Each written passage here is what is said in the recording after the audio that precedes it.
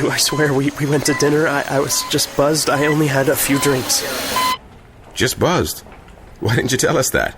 In that case, your girlfriend is fine. Hey, sweetie. I feel great. You want to get out of here? I can't believe this. Really, Doctor? She's really okay? What, are you kidding? No, not really. Nurse, get me a suture kit. Stat. Buzzed driving. Maybe we should stop acting like it's no big deal. Buzzed driving is drunk driving.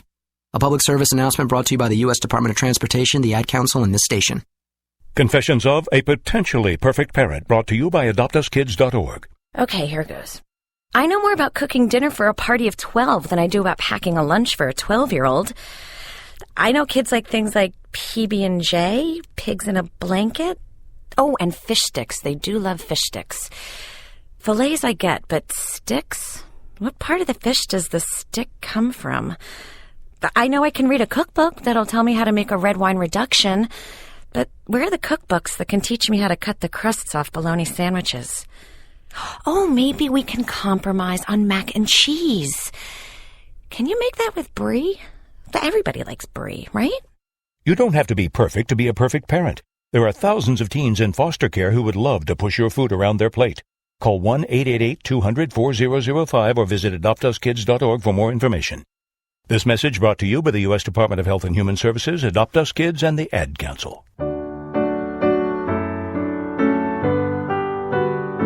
And here is the Writer's Almanac for Friday. It's the 27th of September, 2013. It's the birthday of the Scottish writer Irvine Welsh, born in Leith, Edinburgh, in 1958, best known for his first novel, Trainspotting, published in 1993. Grew up in the housing projects among heroin addicts who were on welfare, moved to London, joined a punk band, played guitar, was arrested for petty crimes, and then enrolled in a computer skills program, went into real estate, got his MBA, and one day he came across an old diary of his from his druggy life in the projects in Edinburgh, a whole journal which became the basis for his book. It's the birthday of Joyce Johnson, born New York City, 1935, had a 2-year affair with Jack Kerouac, which he wrote a book about, called Minor Characters, a young woman's coming of age in the beat orbit of Jack Kerouac. And it's the birthday of one of the most famous equations, E equals mc squared. 1905, on this day, Einstein came out with his paper which asked, does an object's inertia depend on its energy content? And he used that equation to show that matter and energy are deeply connected. It had been an amazing year for Einstein, 1905. He completed his doctoral thesis. In March, he submitted a paper that proved that light could behave as a particle as well as a wave, which gave rise to quantum theory. And in June, he came out with a paper which dealt with the way the speed of light affects the measurement of time and space. The equation led to the discovery that a small amount of mass can be converted into a large amount of energy, which eventually led to the development of nuclear energy and the atomic bomb. The destruction of Hiroshima and Nagasaki was fueled by converting less than an ounce of matter into energy. Here's a poem for today by Mary Oliver, entitled August. Our neighbor, tall and blonde and vigorous, the mother of many children, is sick. We did not know she was sick, but she has come to the fence, walking like a woman who is balancing a sword inside of her body. And besides that, her long hair is gone. It is short and suddenly gray. I don't recognize her. It even occurs to me that it might be her mother, but it's her own laughter-edged voice. We have heard it for years over the hedges. All summer, the children, grown now, and some of them with children of their own, come to visit. They swim, they go for long walks at the harbor, they make dinner for 12, for 15, for 20. In the early morning, 2 daughters come to the garden and slowly go through the precise and silent gestures of Tai Chi. They all smile. Their father smiles too and builds castles on the shore with the children and drives back to the city and drives back to the country. A carpenter is hired, a roof repaired, a porch rebuilt, everything that can be fixed. June, July, August, every day we hear their laughter. I think of the painting by Van Gogh, the man in the chair, everything wrong and nowhere to go, his hands over his eyes.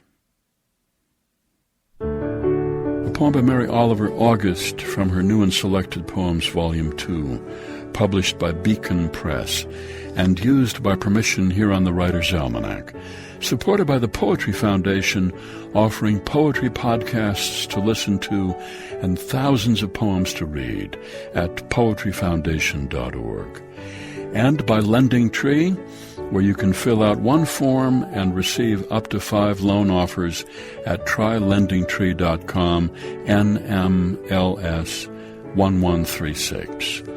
Produced by Joy Biles with assistance by Teresa Burgess. Be well, do good work, and keep in touch.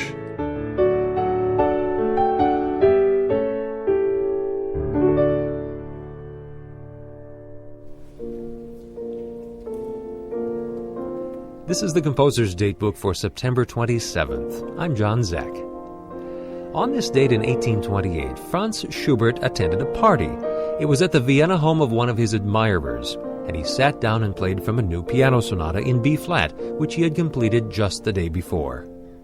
In the same month, Schubert composed one of his greatest chamber pieces, the String Quintet in C major, a work that is tragic in tone and for some seems to prefigure Schubert's imminent demise, for in less than 2 months, Schubert would be dead, an apparent victim of tertiary syphilis. Syphilis was the most dreaded sexually transmitted disease of Schubert's day. Now in our time, antibiotics can treat this once fatal disease, but its place has been taken by the AIDS epidemic, which has shortened the lives of many contemporary artists. One of these was American composer Kevin Oldham, born in 1960 in Kansas City.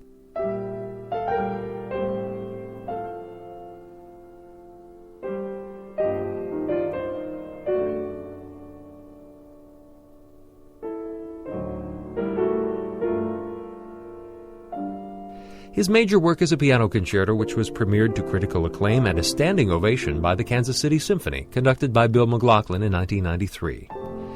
At that time, Oldham was seriously ill in a New York hospital, and he weighed only 135 pounds. Nevertheless, he checked himself out, flew to his hometown to solo in his concerto, then returned to the hospital the following day and died 6 weeks later at the age of 32.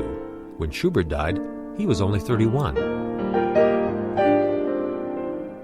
Composer's Datebook is produced by APM, American Public Media, in conjunction with the American Composers Forum, reminding you that all music was once new.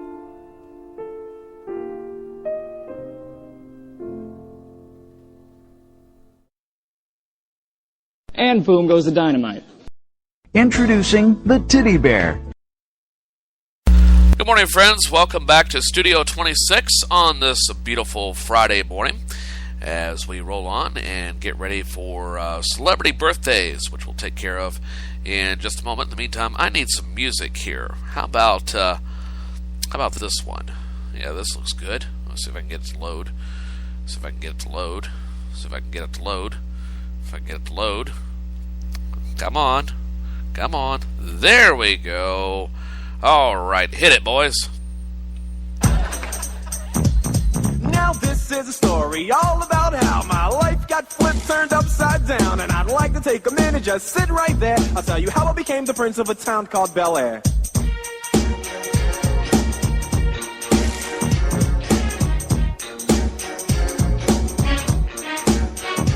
In West Philadelphia, born and raised, on the playground is where I spent most of my days. Chilling out, maxing, relaxing, all cool and all, shooting some b-ball outside of the school, when a couple of guys who were up to no good started making trouble in my neighborhood. I got in one little fight and my mom got scared and said, "You're moving with your auntie and uncle in Bel Air." I whistled for a cab, and when it came near, the license plate said fresh and it had dice in the mirror. If anything, I could say that this cab was rare, but I thought, man, forget it, yo, home's the Bel Air.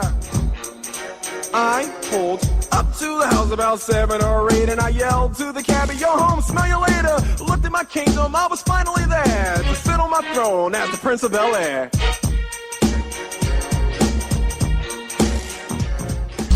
All right, what do you say we take care of some celebrity birthdays on this Friday, shall we? Damn it, Jim, what the hell's the matter with you? Other people have birthdays. Why are we treating yours like a funeral? Balls, that ought to be lectured. Very, very many happy reasons. And before we get to celebrity birthdays today, I wish to remind you that if you're celebrating your birthday today, happy birthday. And you happen to share birthdays with these people, these famous people, okay? Singer and actor Meatloaf, he was in Fight Club, is 66. Gwyneth Paltrow is 41. Rapper Lil Wayne is 31. And singer Avril Lavigne is 29. And that's the short list of celebrity birthdays on the 27th day of September 2013. Now, what do you say we head back in time and find out what happened on this date in history, in addition to a few famous people being born? And incidentally, I forgot the rest of today in history. I don't see it here in the list. Uh-oh. Well, it's going to be a short list for today in history, because I forgot to download the AP card. Let me check my show prep notes. I can't believe I did that. I totally forgot to do it. I got so sidetracked with things last night, being pissed off, and then watching the season opener to The Big Bang Theory, laughing my full head off, by the way, and now my computer froze up. It's about as productive as Congress these days. Hey, there's no need for name calling. Sorry, I sound a little subdued today. But, okay, let's open up First Cup and look for September 27th. And there's no Today in History in there. Okay, I did forget it. Oh, well. If I have time during CBS News, I'll try to upload it then. But in the meantime, we'll have a brief segment of Today in History, shall we?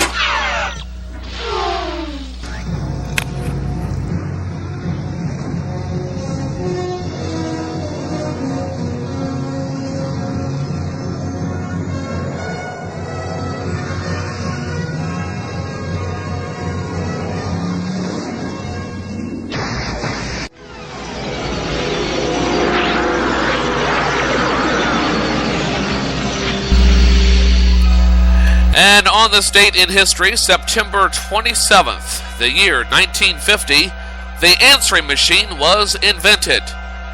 You know, the inventor could not be reached for comment. That happened on this date in 1950. It's rather a short one when you think about it. All right. Well, we'll have the CBS World News Roundup in a few minutes. Right now, though, let's get ready for the morning report. That's coming up next. Stick around. You're listening to First Cup.